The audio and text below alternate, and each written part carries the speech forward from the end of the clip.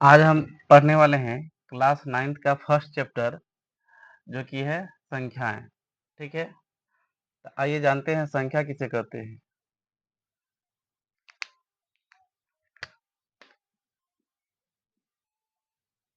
गणित की वह अवधारणा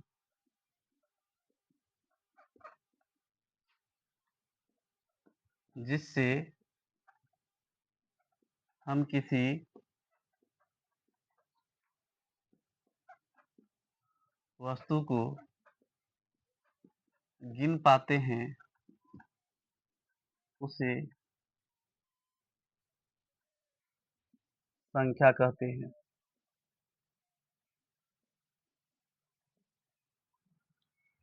ठीक है,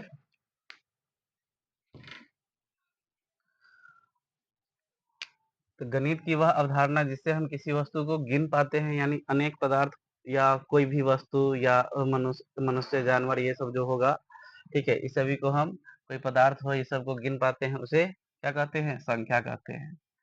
आइए जानते हैं संख्या का वर्गीकरण किस प्रकार से होता है। संख्या का वर्गीकरण इसे इंग्लिश में कहते हैं क्लासिफिकेशन ऑफ नंबर। ठीक है, तो संख्या को ऐसे दो वर्गों में बांटा गया है। पहला वास्तविक संख्याएं,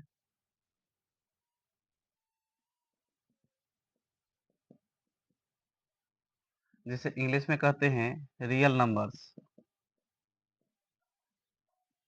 ठीक है, दूसरा होगा काल्पनिक संख्याएं। ठीक है, जिसे कहते हैं इमेजिनरी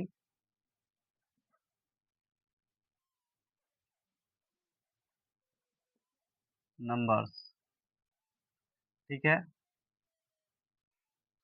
ध्यान देना है, यही रियल और क्या कहते हैं काल्पनिक को मिला करके एक संख्या बनता है जिसे कहते हैं कॉम्प्लेक्स नंबर, जिसे कहते हैं, ध्यान देना है, इमेजिनरी नंबर कैसा होगा, तो जैसे कोई चीज का जैसे -9 का वर्गमूल होगा तो कहेंगे वो -9 का वर्गमूल नहीं हो पाएगा। ठीक है, तो इसको वर्गमूल में बनाने के लिए क्या करते हैं, -1 गुने या 9 गुने -1 लिखते हैं और 9 गुने ये -1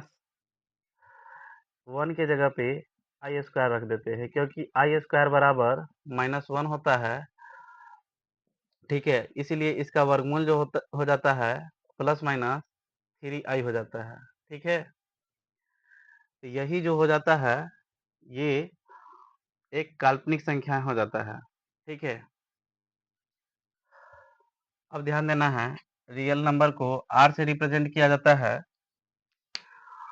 और ये दोनों को मिला के रियल और काल्पनिक को मिला करके एक सम्मिश्र संख्या बनता है।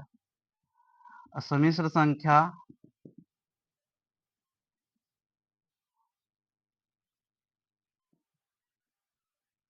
को z से रिप्रेजेंट किया जाता है a+ib। ठीक है, इसे ही कहते हैं कॉम्प्लेक्स नंबर।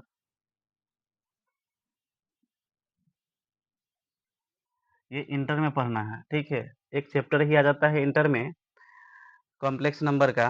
ठीक है, इसे ही कहते हैं, ये रियल पार्ट है और ये जो है इमेजिनरी पार्ट है। ठीक है, ये जो है इमेजिनरी पार्ट है। ए जो है रियल पार्ट है, बी जो है इमेजिनरी पार्ट, क्योंकि बी में आई लगा हुआ है। आई का मतलब होता है आयोटा। ठीक है, और आई स्क्वायर का मान जो होता है -1 होता है। ठीक है, तो इसको हमें 9th में पढ़ने का कोई ज़रूरत नहीं है, एक समझा दिए हैं। ठीक है, यहाँ पे कोई ज़रूरी नहीं है जो 9th में इसको पढ़ा ही जाएगा। ठीक है, यहाँ पे 9th में हमें केवल वास्तविक संख्या और 9th और 10th में केवल वास्तविक संख्या पढ़ना है। ठीक है, और वास्तविक संख्याएं कितने प्रकार के होते हैं? 2 प्रकार के। एक परिमेय होता है, ठीक है? परिमेय संख्या होता है और एक होता है अपरिमेय होता है, ठीक है? अपरिमेय संख्या जिसे कहते हैं रेशनल नंबर्स, इसे कहते हैं इरेशनल नंबर,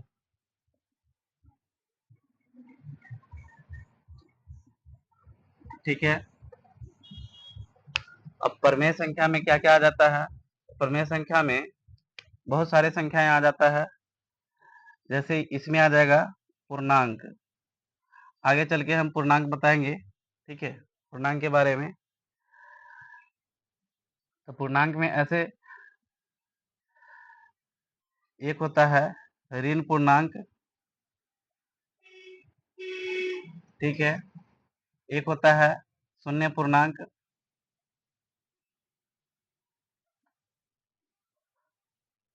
और एक होता है धनात्मक पूर्णांक या धन पूर्णांक, ठीक है? जैसे लिखते हैं क्या, ऋण पूर्णांक में आ जाएगा -1 से यहाँ से स्टार्ट होगा, -2, -3, फिर डॉट डॉट करके अनंत तक के लिखेंगे, यही हो जाएगा, ये ऋण पूर्णांक हो जाएगा। मतलब माइनस जिसमें लगा हुआ रहेगा वो उसको कहेंगे ऋण पूर्णांक है। और शून्य जो होता है उसमें ना ही प्लस होता है ना ही माइनस होता है, तो इसको केवल शून्य पूर्णांक को अलग ही रखा गया है। और धन पूर्णांक में केवल प्लस वाला को लेते हैं, 1 2 3 4 से लेकर के अनंत तक, ये सभी क्या हो जाएगा, धन पूर्णांक हो जाएगा, ठीक है? अब इसके आगे बढ़ते हैं, ठीक है? जिसमें आ जाएगा क्या, धन पूर्णांक में आ जाएगा प्राकृत संख्या आ जाएगा, पूर्ण संख्या आ जाएगा, सम संख्या विषम संख्या आ जाएगा, भाज्य अभाज्य आ जाएगा, ठीक है? तो इसको ध्यान से देखिए और नोट कर लीजिएगा, ठीक है? आगे बढ़ते हैं। अब ये जो है, जैसे क्या कहते हैं, धन पूर्णांक में क्या बताए थे? तो धन पूर्णांक में हम बोले थे, इसको कहते हैं पॉजिटिव इंटीजर,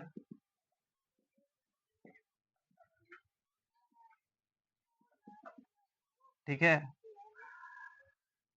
ये जो होगा प्लस 1 2 3 4 5 से लेकर के अनंत तक होगा, ठीक है? इसका एग्जाम्पल जो होगा 1 से लेकर के अनंत तक होगा। और किसी भी इंटीजर को, पूर्णांक को, ठीक है, ध्यान देना है, पूर्णांक को जेड से रिप्रेजेंट किया जाता है, ठीक है, या आई से भी रिप्रेजेंट किया जाता है, जेड या आई से रिप्रेजेंट किया जाता है, क्योंकि पूर्णांक का इंग्लिश होता है आई, ठीक है, ध्यान देना है। अब विषम संख्या, विषम संख्या नहीं, एक पहले पूर्ण संख्या,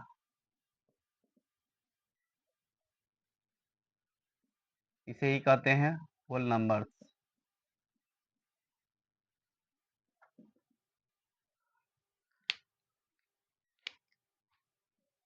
जीरो से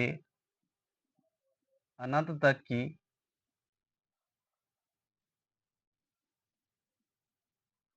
संख्याओं को पूर्ण संख्या कहते हैं।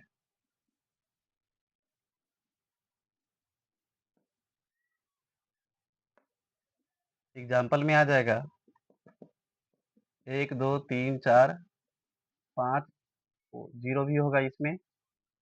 एग्जाम्पल में 0 1 2 से लेकर के अनंत तक, ठीक है? उसके बाद प्राकृत संख्या,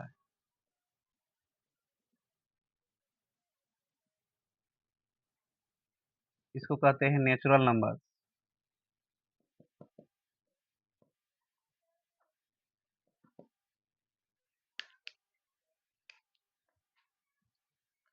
तो 1 से अनंत तक की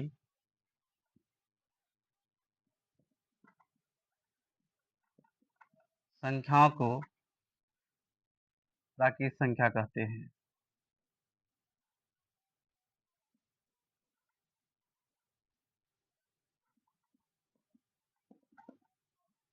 ठीक है, एग्जाम्पल में आ जाएगा 1, 2, 3, 4, 5 से लेकर के कहाँ तक, अनंत तक। या इस प्रकार से भी अगर पूर्ण संख्या का क्या कहते हैं परिभाषा अगर लिखना होगा तो कहेंगे प्राकृत संख्या के समूह में 0 को शामिल कर देने से पूर्ण संख्या का निर्माण होता है। ठीक है, और प्राकृत संख्या का एक और परिभाषा है कि गिनती की सारी संख्याओं को क्या कहा जाता है, प्राकृत संख्या कहा जाता है। ठीक है, अब चलते हैं, प्राकृत संख्या हो गया सम संख्याएं।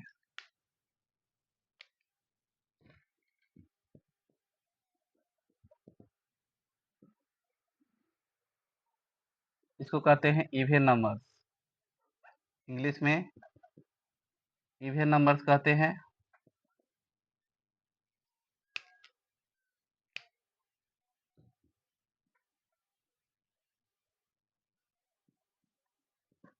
वे संख्याएं जो 2 से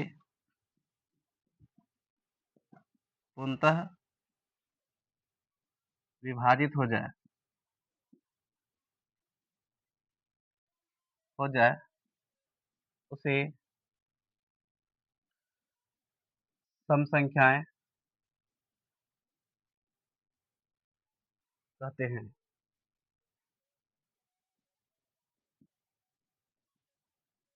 जैसे में आ जाएगा, या कह सकते हैं जोड़ा जो भी संख्या होगा वो सम संख्या होगा। 2, 4, 6, 8, 10 से लेकर के अनंत तक हो जाएगा। ठीक है, अब उसके बाद विषम संख्याएं,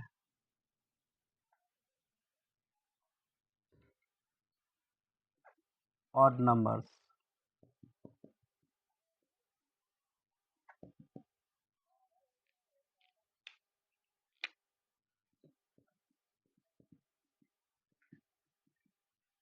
वे संख्याएं जो 2 से पूर्णतः विभाजित न हो उसे विषम संख्या कहते हैं।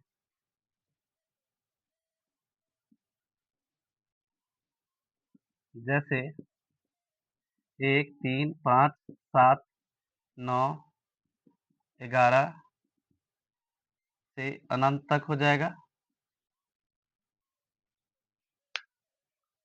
अब उसके बाद भाज्य संख्याएं, जिसको इंग्लिश में कहते हैं कंपोजिट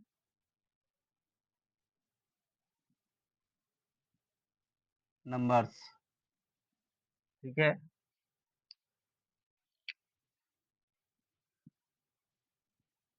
वे संख्याएं जो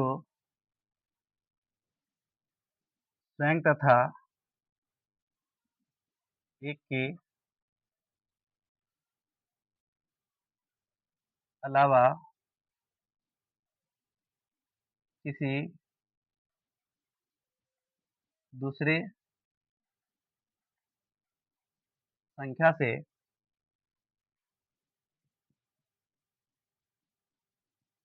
पूर्णतः विभाजित हो जाए उसे भाज्य संख्या कहते हैं।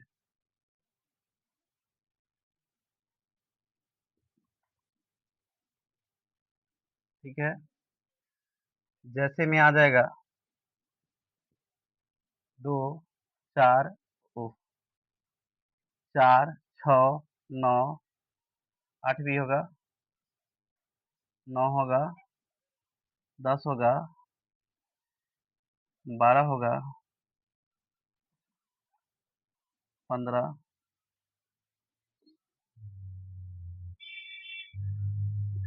इत्यादि और सारा हो सकता है। ठीक है? ध्यान देना है यहाँ पे, जैसे अब इसको पूरा का पूरा समझा देते हैं फिर से। ये ध्यान देना है, धन पूर्णांक में हमेशा ध्यान रख लेना है, केवल प्लस लगा हुआ रहेगा, वो कहलाएगा धन पूर्णांक। ठीक है?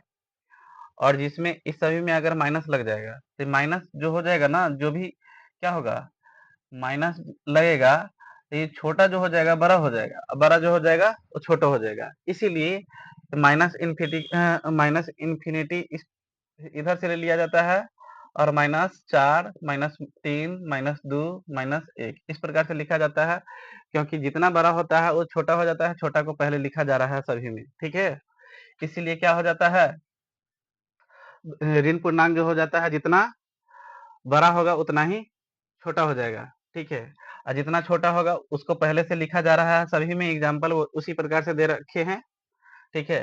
तो ये है धन पूर्णांक में केवल प्लस रहेगा, और ऋण पूर्णांक में केवल माइनस रहेगा। और शून्य पूर्णांक में ना ही प्लस होता है ना ही माइनस होता है, इसीलिए उसको शून्य पूर्णांक को ना ही ऋण पूर्णांक में रखा गया है और ना ही धन पूर्णांक में रखा गया है। ठीक है? और पूर्णांक को जेड से या आई से रिप्रेजेंट किया जाता है। ठीक है? पूर्ण संख्या को जीरो से अनंत तक की संख्याओं को पूर्ण संख्या, मतलब जीरो से लेकर के बहुत सारे संख्या, 0, 1, 2, 3, 4 जो भी हो जाएगा लास्ट तक के, जो भी संख्याएं हो जाएगा, उस पूरे समूह को कहा जाता है पूर्ण संख्या, होल नंबर। ठीक है? प्राकृत संख्या, तो 1 से लेकर के अनंत तक के पूरा संपूर्ण संख्याओं को के समूह को प्राकृत संख्या कहा जाता है। ठीक है? सम संख्याएं, वे संख्याएं जो 2 से पूर्णतः विभाजित हो जाए, उसे सम संख्या कहते हैं। जैसे, या इसे कहते हैं जोड़ा की संख्या को कहा जाता है सम संख्या है। ठीक है? विषम संख्या जो जोड़ा ना हो, उसे क्या कह सकते हैं, विषम संख्या कहेंगे। जैसे 1, 3, 5, 7, 9, 11 ये सभी क्या है, विषम संख्या। भाज्य संख्या, आइए इसे हम समझाते हैं, ध्यान देना है। जैसे ये भाज्य है, तो ये जैसे यहाँ पे बोला गया है स्वयं, स्वयं का मतलब ये 4। ठीक है? और उसके बाद 1, 4 और 1 को छोड़ करके ये किसी दूसरे संख्या से अगर कट जाए, तो 4 और 1 को छोड़ करके ये तो 2 से कट रहा है, इसीलिए इसको कहेंगे भाज्य संख्या। जैसे ये 6 है। ठीक है? 6 को ये कहेंगे 6 और 1, ये स्वयं हुआ, और ये 1। तो 6 और 1 के अलावा किसी दूसरे संख्या से अगर कट जाए, तो दूसरा संख्या क्या, 3 और 2 से भी कट रहा है, तो इसे कहेंगे भाज्य संख्या। अगर यही 6 और 1 को छोड़ करके किसी दूसरे संख्या से ना कटता, ठीक है, जैसे सपोज मान लेते हैं 5, 5 क्या होगा, 5 ये स्वयं होगा और 1 होगा। ठीक है? अब ये 5 और 1 को छोड़ करके किसी दूसरे संख्या से ना कटेगा, इसे कहेंगे अभाज्य संख्या। ठीक है? एक ऐसा संख्या है जो सभी संख्या को पूर्णतः विभाजित कर देता है, इसीलिए एक को कहा जाता है यूनिवर्सल नंबर। ठीक है? इसीलिए एक को कहा जाता है यूनिवर्सल नंबर। ठीक है? चलिए आगे चलते हैं अभाज्य संख्या में, या यहीं पे लिख दे रहे हैं। ठीक है?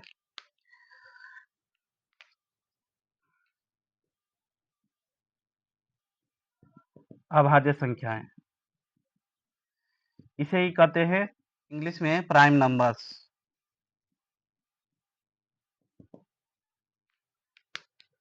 तो यही परिभाषा रह जाएगा, केवल न विभाजित हो। वे संख्याएं जो स्वयं तथा एक के अलावा किसी दूसरे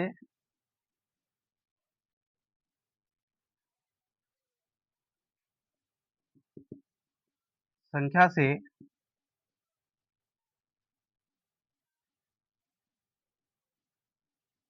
विभाजित न हो, उसे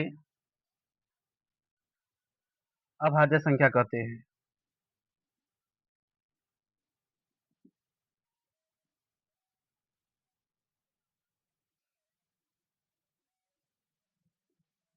ठीक है, तो इसके आगे चलते हैं। ये समझा दिए हैं अभाज्य संख्या। जैसे एग्जाम्पल में हो जाएगा क्या, एग्जाम्पल में 2 हो जाएगा, 3 हो जाएगा, 5 हो जाएगा, 7 हो जाएगा, 11, 13, ठीक है, और सारा संख्या होगा। इसे मिटा करके हम आगे बढ़ते हैं और ये पूरा अभाज्य संख्या है, हम 100 तक के कराते हैं। ठीक है, चलिए इसको देखिए और नोट कर लीजिएगा।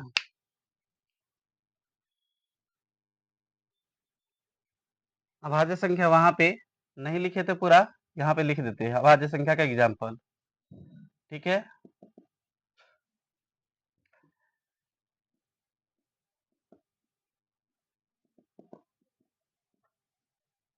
अभाज्य संख्या का एग्जाम्पल लिख देते हैं। ये हो जाएगा 2, 3, 5, 7, 11, 13,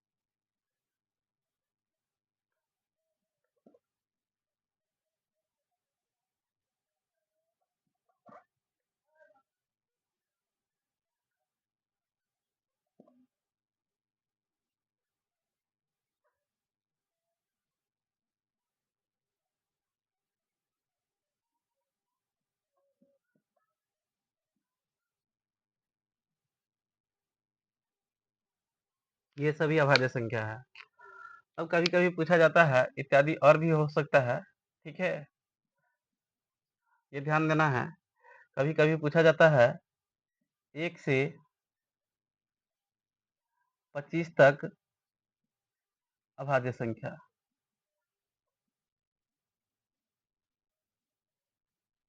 की संख्या। ठीक है, ये सब डायरेक्ट कभी-कभी एग्जाम में आ जाता रहता है।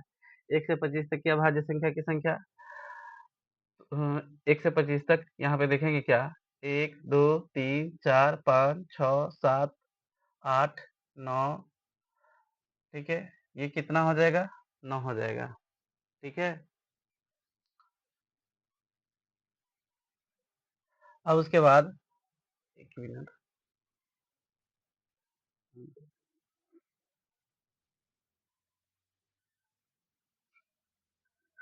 1 से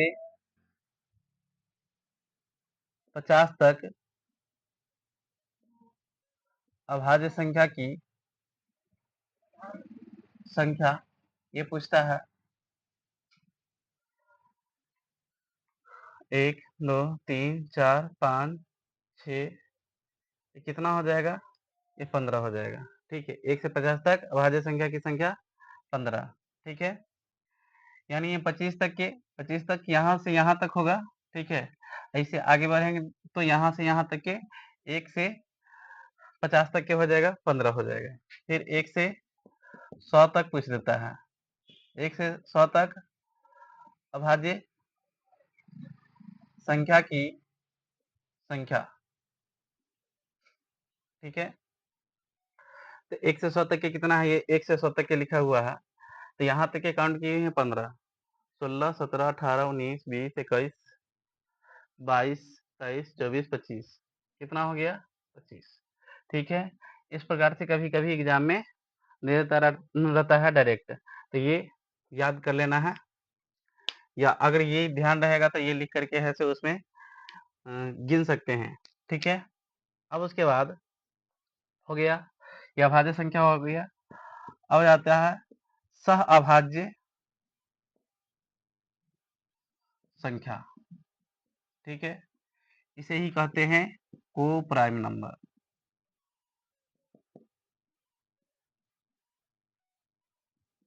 ये ध्यान देना है, सह जहाँ भी रहेगा, ठीक है?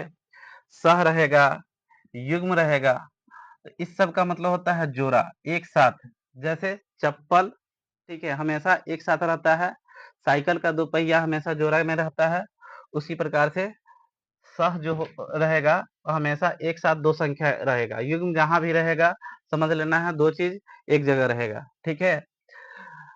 यहाँ पे ध्यान देना है,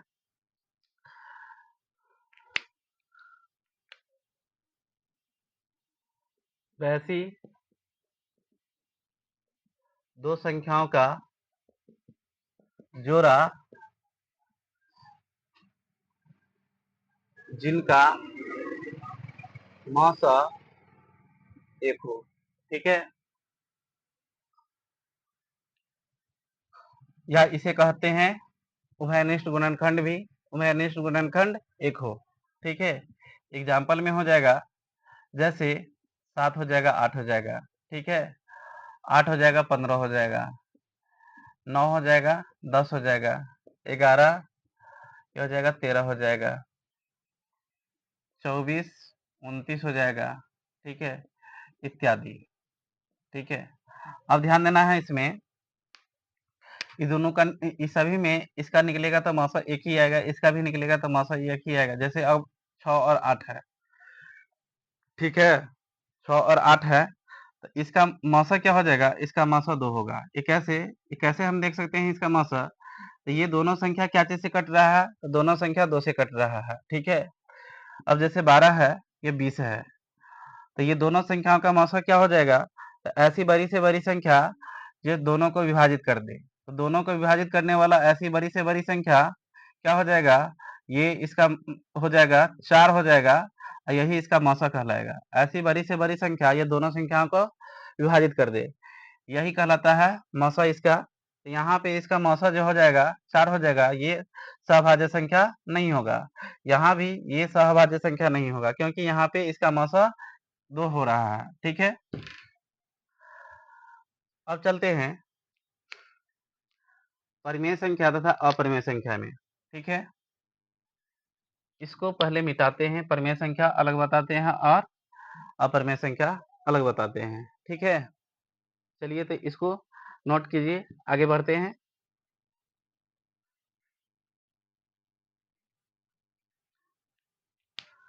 आइए जानते हैं अब परिमेय संख्या, क्योंकि ये इसका एग्जाम्पल थोड़ा मोड़ा नहीं है, इसीलिए इसको अलग ही बता रहे हैं, ठीक है? अपरिमेय संख्या,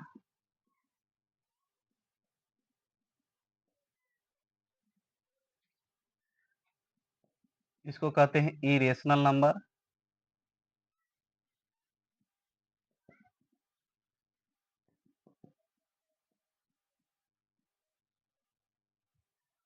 ओहो,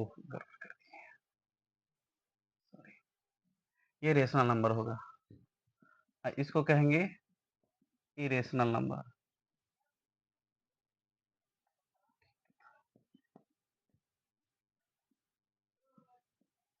इरेशनल नंबर, ठीक है? अब ध्यान देना है, तो इसका परिभाषा क्या हो जाता है? वे संख्याएं जिन्हें हम पी बाई क्यू के रूप में लिख सकते हैं, ठीक है? जहां ये भी ध्यान देना है, पी तथा क्यू पूर्णांक है, ठीक है? और इसमें लिखेंगे वे संख्याएं जिन्हें हम पी वाई क्यू के रूप में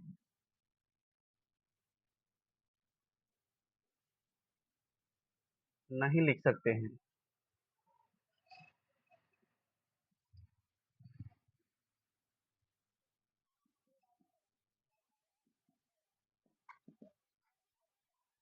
जहां पी तथा क्यू पूर्णांक है, और ये भी लिख लेना है दोनों में क्यू बराबर नॉट जीरो, यहाँ भी क्यू बराबर नॉट जीरो। ठीक है, अब इसका एग्जाम्पल एक एक करके समझाते हैं। जैसे ध्यान देना है, परिमेय संख्या का उदाहरण क्या परिभाषा हम क्या पढ़े हैं, वे संख्या जिन्हें पी वाई क्यू के रूप में लिख सकते हैं जहां p तथा q पूर्णांक है और q बराबर नॉट जीरो। जैसे हम मान लेते हैं, ठीक है, ये √2/√3। अब ये बोला जाएगा क्या, √2/√3 ये भी तो पी वाई क्यू के रूप में लिखा गया है, लेकिन ये भी ध्यान देना है कि p जो है और q जो है पूर्णांक होना चाहिए, लेकिन p जो है पूर्णांक हो रहा है नहीं, पूर्णांक तो नहीं हो रहा है। जो जिसका वर्गमूल हो जाता है वो पूर्णांक कहलाएगा। ठीक है, जैसे √4, ठीक है, इसको कहेंगे 2, तो 2 जो है पूर्णांक है। ठीक है, 2 जो है पूर्णांक है, यहाँ पे तो 2 का वर्गमूल नहीं हो रहा है पूरा का पूरा, 3 का वर्गमूल नहीं हो रहा है, 3 का वर्गमूल होगा तो भी पॉइंट में होगा, इसीलिए पॉइंट में जो ये जो होगा, ठीक है, वैल्यू होगा पी का या क्यू का, अगर पॉइंट में अगर वैल्यू हो जाएगा तो क्या कहते हैं, परिमेय संख्या नहीं होगा। ठीक है, अब ध्यान देना है, इसका एग्जाम्पल जो हो जाएगा, ये ध्यान देना है, ये हो जाएगा 0 भी हो जाएगा, 1 भी हो जाएगा, 3/4 भी होगा, -3/4 भी होगा, 5/2 भी होगा, 7/8 भी होगा माइनस, ठीक है, 22/7 भी होगा। ठीक है, अब ध्यान देना है, ठीक है, इसमें एग्जाम्पल में क्या आ जाएगा, इसमें एग्जाम्पल में आ जाएगा, हाँ, इसमें ये भी ध्यान रख लेना है, √4, √9 ये सभी आ जाएगा, क्योंकि इसका पूरा का पूरा वर्गमूल हो जाता है। लेकिन इसमें आ जाएगा √2, √3, √7, इसका पूरा का पूरा वर्गमूल नहीं होता है। ठीक है, इसका जो वर्गमूल हो जाता है वो पॉइंट में आ जाता है। ठीक है, इसीलिए इसको अपरिमेय संख्या में रखा गया है। ठीक है, इसमें रखा गया है पाई। अब पाई का मान तो 22/7 होता है। ठीक है, लेकिन पाई का मान जो होता है 3.14 समथिंग डॉट डॉट करके बहुत ज्यादा तक संख्या अंक तक रहता है लगातार जाते, तो पाई का मान जो है 22/7 ये लगभग में लिखा गया हुआ है।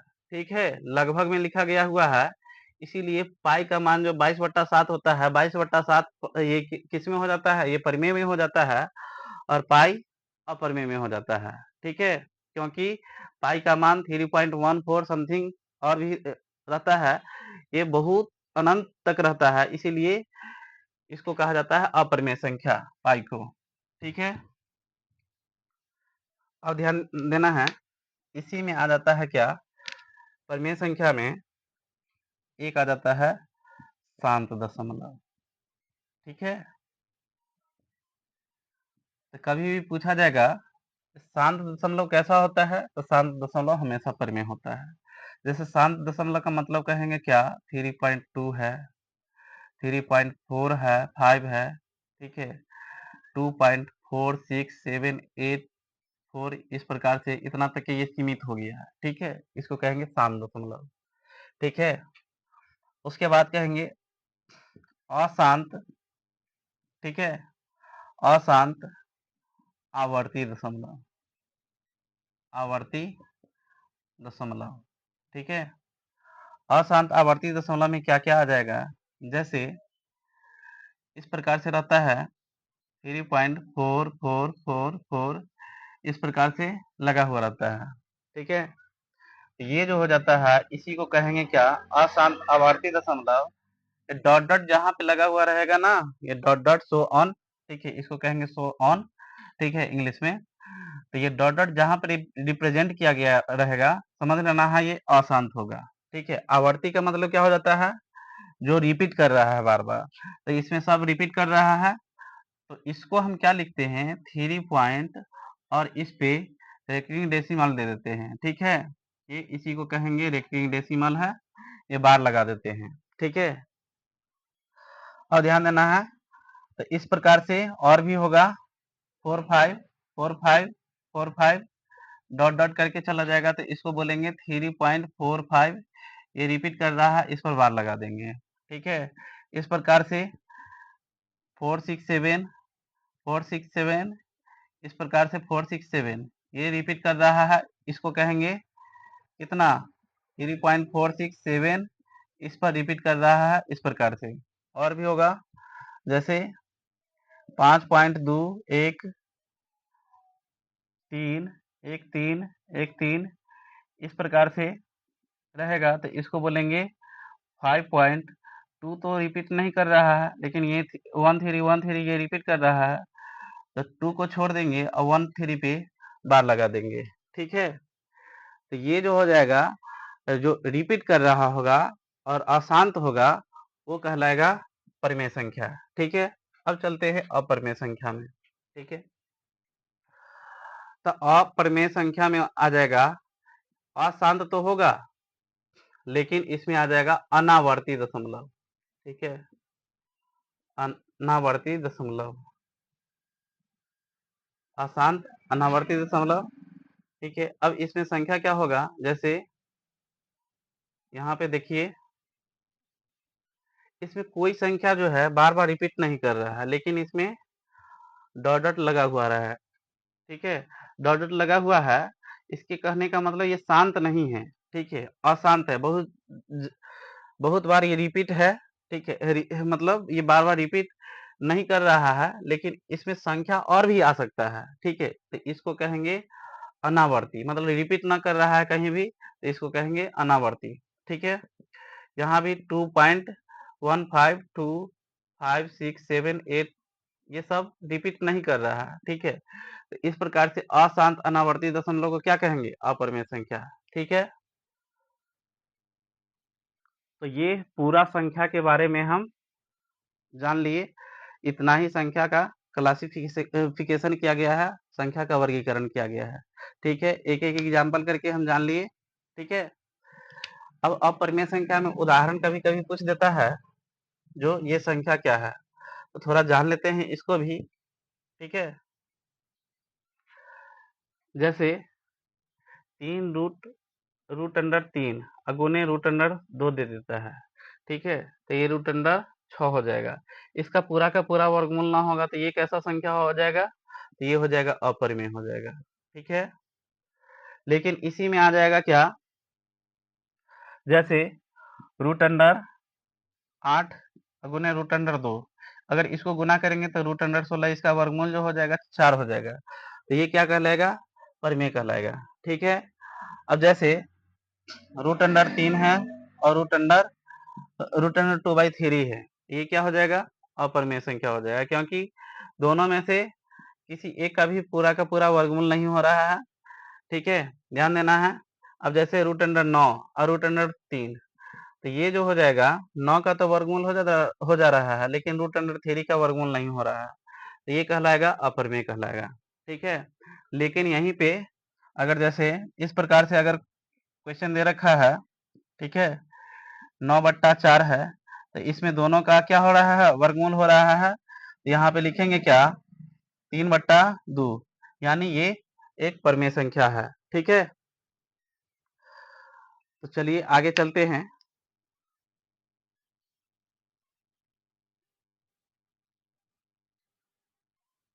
चलिए जानते हैं अब क्वेश्चन इसमें का क्वेश्चन, पहला क्वेश्चन जब भी इस प्रकार से दे रखा रहेगा, 1/2 तथा 3/2 के बीच दो परिमेय संख्या निकाले, ये ध्यान रख लेना है, दो या जैसे 1/2 है और 3/2 के बीच। अगर बोला जाए कितना परिमेय संख्या होगा, तो इसमें जो होगा अनंत होगा, ठीक है? लेकिन यहाँ पे बोला है 2 ही परिमेय संख्या निकालने के लिए। तो इसीलिए कभी-कभी इस प्रकार से अगर इसमें से क्या कहा जाता है, जैसे अगर इसका आंसर अगर निकाला जाता है, तो कभी-कभी किताब से मैच भी करता है या कभी-कभी नहीं भी मैच करता है, ठीक है? जो संख्या हम निकालते हैं, जैसे मान लेते हैं क्या, कोई बोला क्या 1 से 20 के बीच में कोई 2 संख्या बताइए, ठीक है? तो 2 लड़का को अगर हम खड़ा कराते हैं, 1 से 20 के बीच बीच में एक लड़का बोला क्या 2 और 3, ठीक है? दूसरा लड़का बोला क्या 10 और 12, ठीक है? ध्यान देना है। तो दोनों का जवाब सही है। ऐसा नहीं कि जो दोनों एक का जवाब सही है और एक का जवाब गलत है, ठीक है?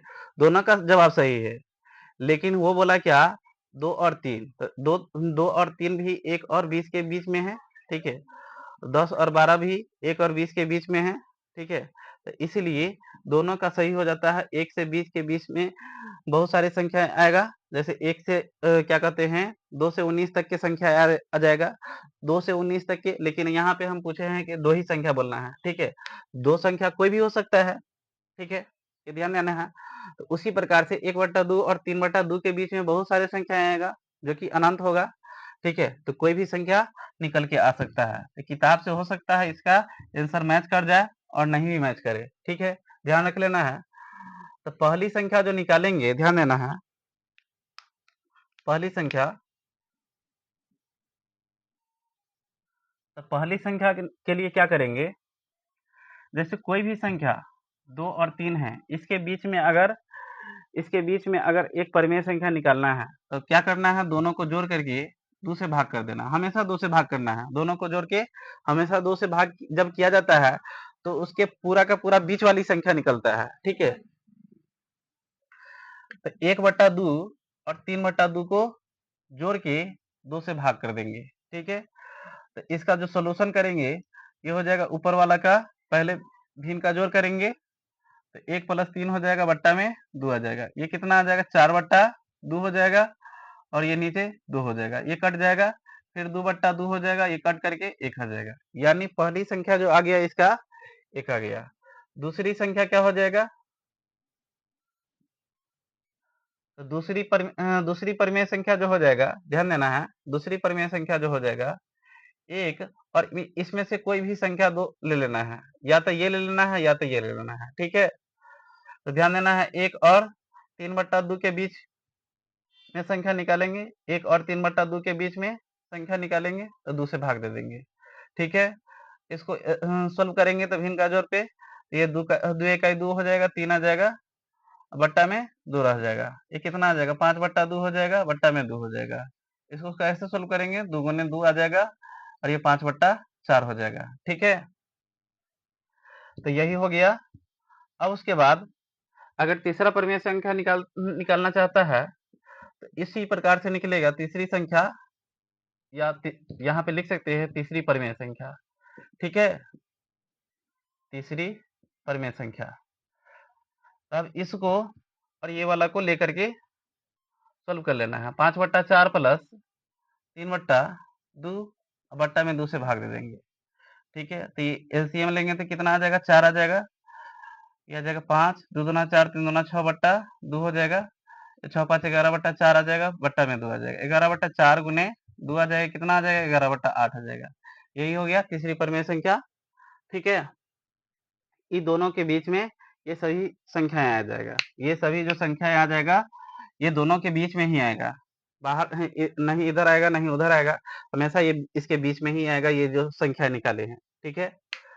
अब चलते हैं दूसरा प्रश्न में।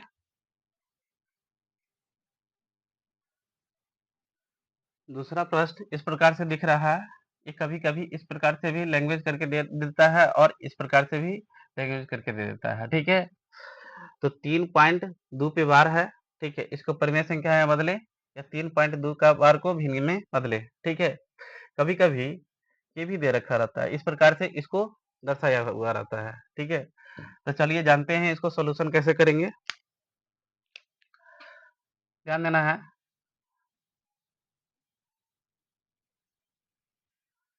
यहाँ पे लिखेंगे माना कि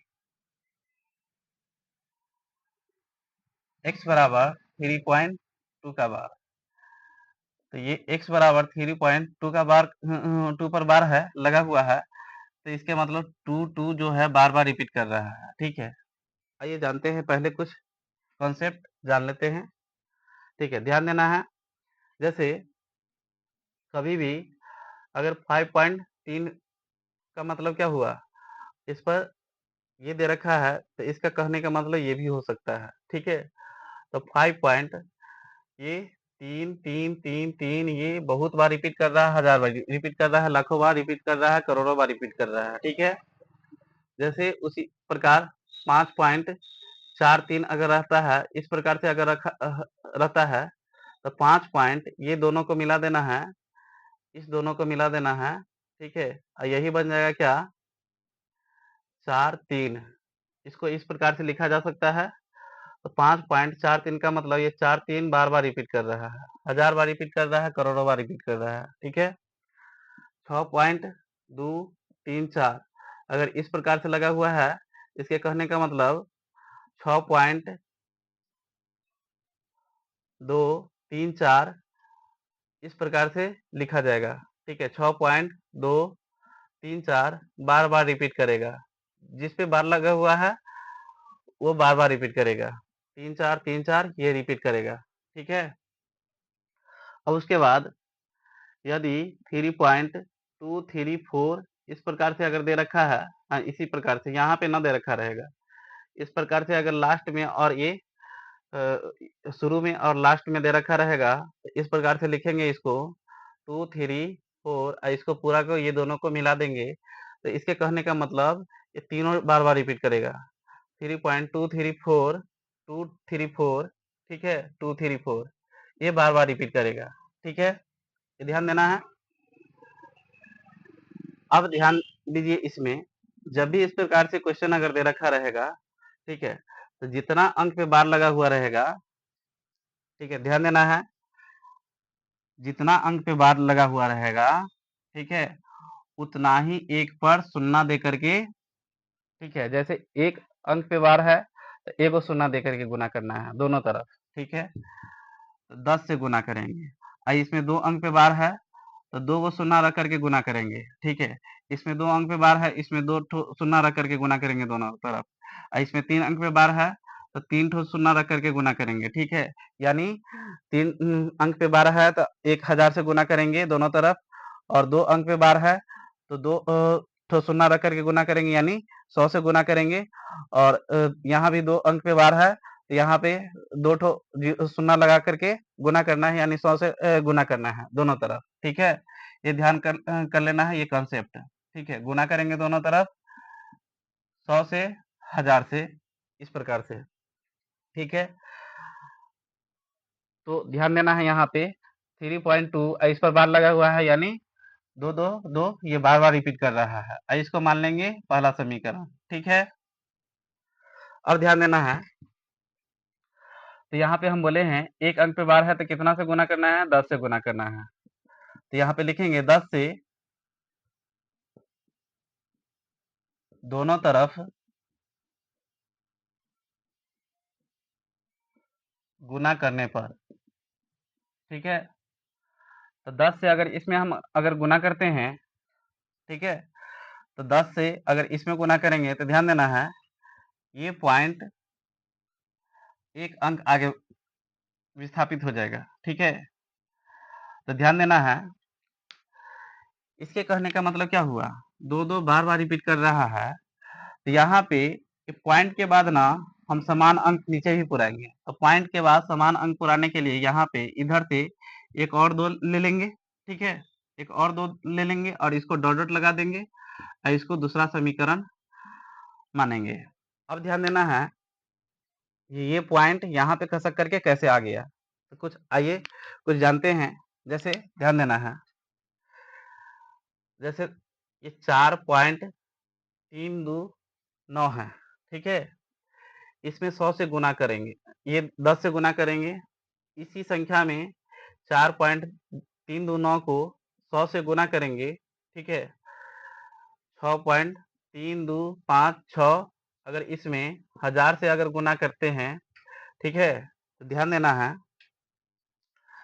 ये जो हो जाएगा, ये एक अंक इधर आ जाएगा, ठीक है, ये पॉइंट जो है एक अंक आगे बढ़ जाएगा, तो ये हो जाएगा कितना, 43.29, ठीक है, ये 100 से गुना हो रहा है, यानी 2 गो शून्य से गुना हो रहा है, तो ये पॉइंट खसा करके यहाँ पे आ जाएगा, ये 432, यानी 2 अंक आगे बढ़ जाएगा, ये पॉइंट जो है 2 अंक आगे बढ़ जाएगा, ठीक है, यही 1000 से गुना कर रहे हैं, तो यही 3 ठो शून्य से गुना कर रहे हैं, इसीलिए 3 अंक आगे भाग जाएगा ये पॉइंट, 3 2 5 के बाद हो जाएगा, 3 2 5 के बाद हो जाएगा, ये पॉइंट हो जाएगा, ये हो जाएगा।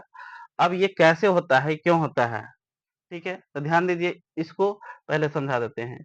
4.329 है, इसमें क्या कर रहे हैं, 10 से गुना कर रहे हैं, अगर पॉइंट हटाते हैं तो इसको कितना लिखते हैं, तो 1000 लिखते हैं, अगुने 10, ठीक है, तो एगो शून्य से एगो शून्य कट गया, तो 43.29 अब बट्टा में 100, अब क्या हो जाएगा, जब 100 से भाग दिया जाएगा तो 43 पॉइंट कितना आ जाएगा, 29, यही तो यहाँ पे लिखे हैं, ठीक है, उसी प्रकार से अगर 6.3256 में अगर हम 1000 से गुना करते हैं, ठीक है, तो 6.3256 बट्टा में क्या आ जाएगा, यहाँ पे पॉइंट के बाद क्या ठो अंक है, तो 4 ठो है, इसीलिए इस पर 4 ठो जीरो रखेंगे, और इसको 1000 से गुना हो रहा है, तो 3 ठो जीरो से 3 ठो जीरो खत्म हो गया यहाँ पे, तो बच गया क्या, 6.3256, अब बट्टा में किससे भाग जा रहा है, 10 से, 10 से भाग जाता है तो इससे एक अंक पहले रख देते हैं, इधर से एक अंक पहले रख देते हैं, 6.3256, ये पॉइंट रख देते हैं, उसी प्रकार से यहाँ पे हो गया है। अब क्लियर हो गया, तो चलिए अब ध्यान देना है, ये हमेशा देख लेना है क्या, पॉइंट के बाद इसमें जितना अंक है, ठीक है, यानी पॉइंट के बाद इसमें 3 ठो अंक है, तो इसमें भी पॉइंट के बाद 3 ठो अंक पुराना है, अगर इसमें पॉइंट के बाद 5 अंक रहेगा, तो इसमें भी पॉइंट के बाद 5 अंक बनाना है, ठीक है, क्यों इस प्रकार से बनाना है, क्योंकि घटाने में सुविधा रहेगा, ठीक है, तो ये क्या करेंगे, इसमें से कौन बड़ा है, तो कहेंगे 10x, और x में कौन बड़ा है, तो कहेंगे 10x बड़ा है, तो 10x कौन सा समीकरण है, 2 है, तो इसीलिए बोलेंगे समीकरण 2 में से एक को घटाने पर, ठीक है, 10x बराबर कितना हो जाएगा, 32.222, ये, और ये कौन सा समीकरण है, दूसरा समीकरण है, ठीक है, और ये पहला समीकरण क्या है, अब ध्यान देना है, ये हमेशा पॉइंट को जो है, जब भी जोड़ घटाव करते हैं दशमलव वाला ना, पॉइंट वाला, तो पॉइंट को हमेशा सामने सामने लिखते हैं, ठीक है, इसके बाद इसमें 2 है, और इसमें जो है यहाँ पे 3 है, तो इसको इस प्रकार से लिखेंगे, ये पहला समीकरण है, यहाँ पे घटाव कर रहे हैं तो ये घटाव का चिन्ह करेंगे, 10x में से घटेगा, x घटेगा तो कितना आ जाएगा, 9x, अब इसमें से 2 में से 2 गया 0, ठीक है, इधर जो भी आ जाएगा वो सेम सेम आ जाएगा, 0 0 आ जाएगा, 2 में से 2 गया 0, 2 में से 2 गया 0, ठीक है, अब 32 में से 3 गया 29 आ जाएगा, ठीक है, तो 9x कभी भी पॉइंट के बाद जो 0 होता है उसको नहीं लिखा जाता है, तो ये पॉइंट को क्या करेंगे, हटा करके लिख देंगे, x बराबर कितना आ जाएगा, 29/9 आ जाएगा, और यही इसका भिन्न रूप आ जाएगा, यही इसका परिमेय का रूप आ जाएगा, 3.2 को जो परिमेय में बदले हैं, अगर कट रहा होगा तो काट देते, लेकिन यहाँ पे कट नहीं रहा, यही इसका आंसर हो गया, ठीक है, इसको अगर ट्रिक से सोल्व करेंगे, तो ये ट्रिक भी बताते हैं, थोड़ा देर बाद बताते हैं, इस सब को पहले रूल से सोल्व कराते हैं, उसके बाद बताते हैं ट्रिक से भी। अब ये क्वेश्चन है 2.41 है, और 41 दोनों अंक पे 12 लगा हुआ, ठीक है, तो उसी प्रकार से सोल्व करेंगे, माना कि x बराबर 2.41, ठीक है, इस पे बार है, इसके कहने का मतलब क्या हुआ, 2.4141 बार बार रिपीट करेगा। ठीक है, तो इसको मान लेंगे पहला समीकरण। ठीक है, अब ध्यान देना है, तो हम बोले हैं 2 अंक पे बार है तो क्या करना है, 100 से गुना करना है। ठीक है, 1 अंक पे बार रहेगा तो 10 से गुना करना है, 3 अंक पे बार रहेगा तो 1000 से गुना करना है। तो दोनों तरफ क्या करेंगे, दोनों तरफ 100 से गुना करने पर क्या हो जाएगा, इसमें अगर 100 से गुना करेंगे तो 100 एक्स आ जाएगा, इसमें 100 से गुना करेंगे तो ये पॉइंट खसा करके यहाँ पे आ जाएगा 241 पॉइंट। ठीक है, उसके बाद 41 लिखेंगे, 41 लिखेंगे। ठीक है, ध्यान देना है। दूसरा समीकरण, इसके कहने का मतलब क्या हुआ, जो 41 41 बार बार रिपीट कर रहा है, तो एक 41 को क्या करते हैं, फिर से हम रिप्रेजेंट कर देते हैं, मतलब दिखा दे रहे हैं, यहाँ पे छिपा हुआ है लेकिन इसको यहाँ पे प्रदर्शित कर दिए हैं। ठीक है, क्यों, क्योंकि घटाने में आसान होगा। यहाँ पे ध्यान देना है, पॉइंट के बाद जितना अंक ऊपर में रहे ना उतना ही नीचे भी में भी लिख लेना है। तो पॉइंट के बाद 6 ठो अंक ऊपर में है, पॉइंट के बाद 6 ठो अंक नीचे में भी लिख लिए हैं। ठीक है, दूसरा समीकरण में भी लिख लिए। अब क्या करेंगे, समीकरण 1 में से 2 में से, ये दोनों में समीकरण में ये बड़ा है। ठीक है, 100 बड़ा है, इसलिए समीकरण 2 में से 1 को घटाएंगे, क्या आ जाएगा, 100 एक्स बराबर कितना आ जाएगा, 241.41 41 41। ठीक है, ये दूसरा समीकरण है। एक्स जो है, एक्स बराबर यहाँ पे पॉइंट सामने लिखेंगे और यहाँ पे 2 लिखेंगे और ये 41 41 41 लिखेंगे, ये पहला समीकरण लिखे। अब इसको घटाएंगे, घटाएंगे तो घटाने में माइनस का चिन्ह दिया जाता है, ये घटेगा तो कितना आ जाएगा, 99 एक्स आ जाएगा। ठीक है, ये घटेगा तो 1 में से 1 गया 0। ठीक है, 4 में से 4 गया 0, 1 में से 1 गया 0, यहाँ पे 0 0 0, 6 ठो 0 बन जाएगा। ठीक है, और बाद बाकी 0 0 ही रिपीट करेगा।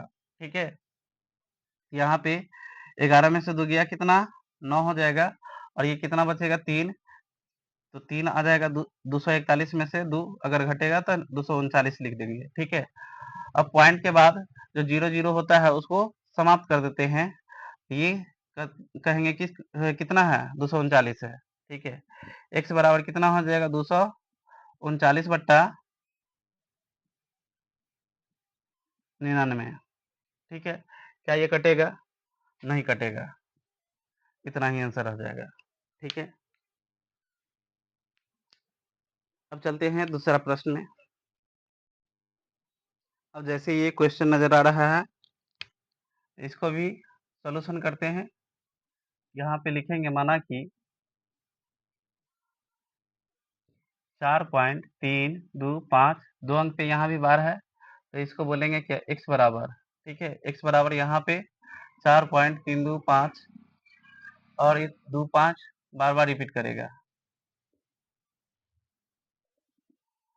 तो ज़्यादा से ज़्यादा हम 3 बार रिपीट करके लिख देंगे। ठीक है, ज़्यादा बार रिपीट नहीं करेंगे, ज़्यादा से ज़्यादा 3 बार रिपीट कर देंगे।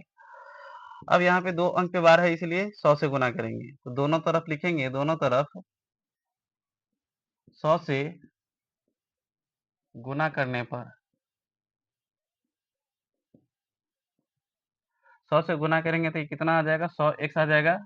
100 से गुना करेंगे जैसे ही, तो ये 432 पॉइंट कितना आ जाएगा, 52 आ जाएगा, 52 आ जाएगा।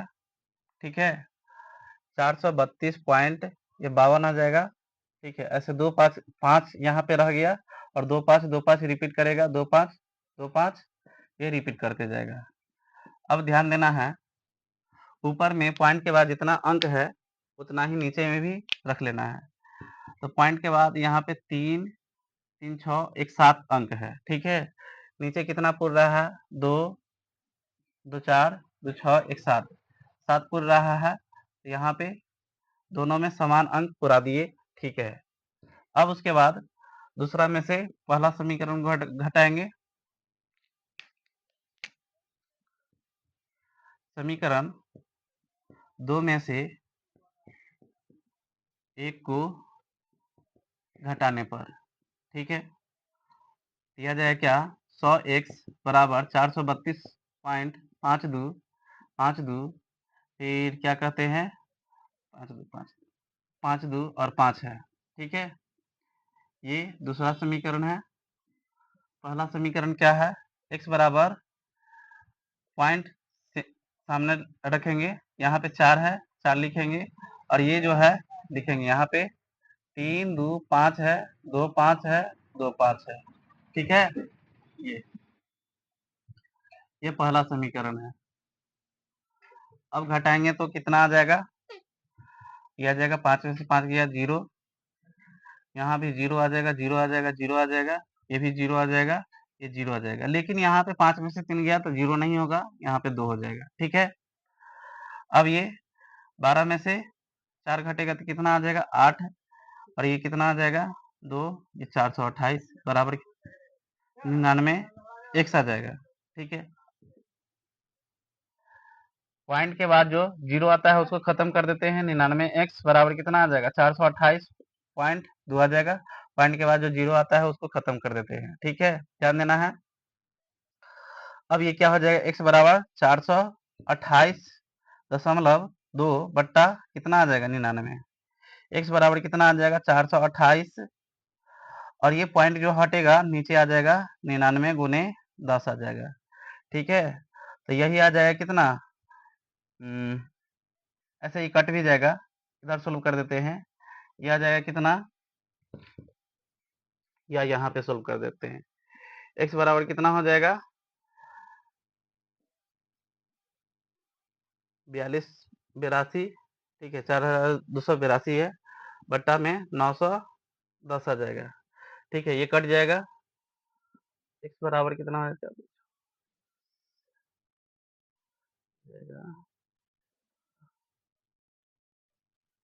ये कटेगा, ये आ जाएगा 21 आ जाएगा और ये 41 आ जाएगा बट्टा में 495 आ जाएगा, और कटेगा क्या,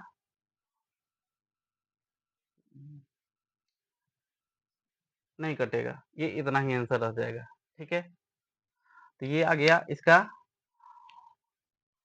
परिमेय रूप आ जाएगा, ठीक है, ये यानी भिन्न रूप आ जाएगा, हो गया। ये इस प्रकार का क्वेश्चन अब क्लियर हो गया। चलते हैं अब इसको, इसी सब क्वेश्चन को ऑब्जेक्टिव क्वेश्चन बनाने के लिए, ऑब्जेक्टिव क्वेश्चन को सोल्व करने के लिए ट्रिक मेथड चलते हैं, ठीक है।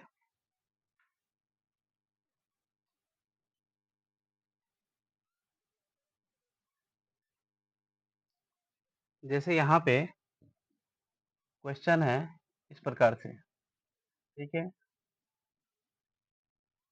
इस प्रकार से जो क्वेश्चन रहेगा 0 पॉइंट,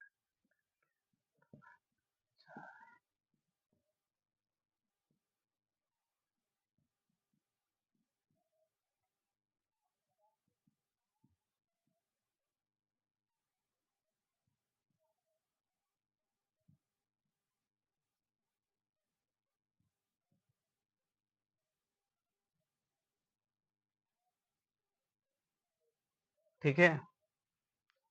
चलिए इसको सोल्व करते हैं। तो पहला क्वेश्चन का जो किस प्रकार से सोल्व करेंगे ध्यान देना है, एक चीज नोट कर लेना है, ठीक है। क्या नोट करना है,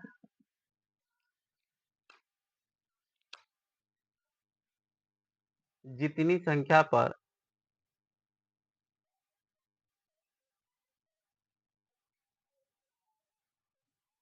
या पूरी संख्या को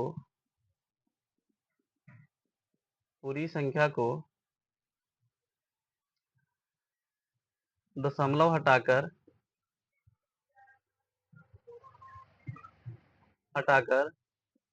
लिख लेना है, फिर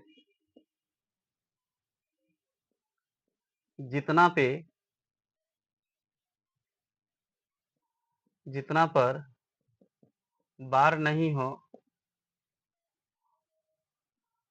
वह संख्या घटा लेना है, ठीक है। ये ऐसे नोट करने का ज़रूरत नहीं है, दिमाग में रखना है। क्या? पूरा का पूरा हम इसको लिख दिए, ठीक है? और जितना कितना भी बार नहीं है, यानी पूरा का पूरा क्या किए, दशमलव हटा करके लिख दिए। और जितना भी बार नहीं है, इतना भी बार नहीं है, इसको हम घटा देंगे, ठीक है? ये देखेंगे दशमलव के बाद कितना अंक पे बार है। दशमलव के बाद एक ही अंक पे बार है, उसके बदला में 9 लिखेंगे, ठीक है? और दशमलव के बाद जितना अंक पे बार नहीं है, उसके बदला में 0 रखेंगे। अब इसको सोल्व कर देंगे तो कितना आ जाएगा? 3 आ जाएगा और ये आ जाएगा 383/90। अगर ये कट जाएगा तो काट देना है, नहीं कटेगा तो इतना ही पे छोड़ देना है। दूसरा संख्या क्या है? 3.25 है, इस पर बार है, ठीक है? तो इसको पूरा का पूरा लिख देना है और जितना भी बार नहीं है उसको घटा देना है। अब बट्टा में जितना भी बार है उसके बदला में 9 लिख देना है, ठीक है? ये भी देख लेना है पॉइंट के बाद कितना भी बार नहीं, तो इसमें पॉइंट के बाद कोई भी संख्या पर बार नहीं है, ठीक है?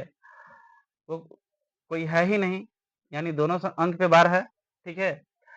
तो इसको सोल्व करेंगे तो कितना आ जाएगा? 322 आ जाएगा। 322/99 आ जाएगा। ये कटेगा क्या? नहीं कटेगा। तीसरा 0.32 है, ध्यान देना है। तो 32 पूरा क्या किए, बार हटा करके लिख दिए, ठीक है? दशमलव हटा करके भी लिख दिए। अब ये क्या करना है, 0 घटाना है, तो 0 अगर घटेगा तो उतना ही रहेगा, ठीक है? क्योंकि 0 पर ही तो बार नहीं है, तो 0 घटाएंगे तो उतना ही रहेगा। और जितना अंक पे बार है उतना 99 लिख देंगे, तीसरा का, ठीक है? यहाँ पे 1 2 3 4 नंबर क्वेश्चन बताते हैं। 4 में क्या है, 0.25 है, तो उसी प्रकार इससे यहाँ से 25/99 हो जाएगा। 5 नंबर क्वेश्चन क्या है यहाँ पे? अब यहाँ पे ध्यान देना है, पूरा संख्या बार हटा करके लिखेंगे, 125 हो जाएगा, ठीक है? एक पे बार नहीं है, एक घटा देंगे। 2 अंक पे बार है, उसके बदला में 9 लिखेंगे, ठीक है? जितना अंक पे बार नहीं है उसके बदला में 0 लिखेंगे। अब इसको सोल्व करेंगे तो कितना आ जाएगा? 124/990, ठीक है? क्या ये कटेगा? हाँ, कट जाएगा। तो कटेगा तो कितना आ जाएगा? 6, यहाँ पे 495 आ जाएगा। 62/495 आ जाएगा, ठीक है? अब उसके बाद छठा क्वेश्चन क्या है?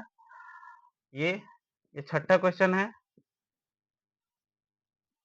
नहीं नहीं नहीं, एक मिनट, गलत किए हैं क्या? 1 2 3 4 5,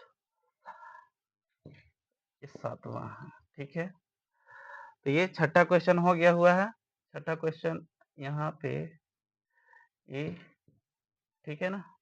एक मिनट, ये पहला क्वेश्चन का सोल्यूशन है, ये दूसरा का है, ये तीसरा का 32/99। अच्छा, ये एक क्वेश्चन छोड़ दिए हैं ना? कौन सा क्वेश्चन छोड़ दिए हैं? ये 4 नंबर क्वेश्चन छोड़ दिए हैं। 4 को आराम से 4 बट्टा सीधे 9 लिख सकते हैं, ठीक है? और ये 5 को लिखे हैं 32/99 और 6 को लिखे हैं 25/99 और 7 6 को यहाँ पे क्या किए हैं, 25/99 ना? 1 2 3 4 5, ठीक है, 6 ये हुआ, और कंफ्यूजन हो गया, ठीक है? अब उसके बाद सातवां क्वेश्चन क्या है? 2.3646, इसको पूरा का पूरा पॉइंट और बार हटा देंगे। 2 3 4 6 और इसमें घटाएंगे क्या? 2 3 घटा देंगे। अब बट्टा में जितना अंक पे बार है उतना 9 लिखेंगे, ठीक है? पॉइंट के बाद जितना भी बार नहीं है उतना 0 लिखेंगे, ठीक है? इसको बार बार सुनना है और क्या कहते हैं, बार बार इसको प्रैक्टिस करते रहना, आराम से याद हो जाएगा, ठीक है? कोई लिखने उखने का नोट्स बनाने का कोई जरूरत नहीं है, ये बार बार सुन करके, ठीक है, प्रैक्टिस करते रहना है और याद हो जाएगा। ये कितना आ जाएगा? 23/990 आ जाएगा। ये कटेगा नहीं, इतना ही रह जाएगा। 8 नंबर क्वेश्चन क्या है? 8 नंबर क्वेश्चन, 9 नंबर क्वेश्चन ये है। तो पूरा हटा करके लिख देंगे, कितना? 6 3 2 1। कितना में बार नहीं है? 6 पे बार नहीं, घटा देंगे। जितना में बार है उतना 9 में लिखेंगे। इसको सोल्व करेंगे तो आ जाएगा। 9 नंबर क्वेश्चन क्या है? 3 2 9 6, ठीक है? जितना भी बार नहीं है उसको घटा देंगे। 32 और जितना भी पॉइंट के बाद जितना भी बार नहीं है उसके बदला 0 रखेंगे, और जितना भी बार है उतना पे 9 9 लिखेंगे। ठीक है, इसको भी सोल्व करेंगे तो आ जाएगा। ठीक है, तो कैसा लगा आज का क्लास? अगर अच्छा लगा होगा तो अपने छोटे भाई को सपोर्ट कीजिएगा, और लाइक और कमेंट शेयर कीजिएगा। ठीक है, वीडियो को अगर अच्छा लगा होगा तो, अगर कुछ त्रुटि हो गया होगा हमसे, ठीक है, तो सजेशन भी दीजिएगा कमेंट करके।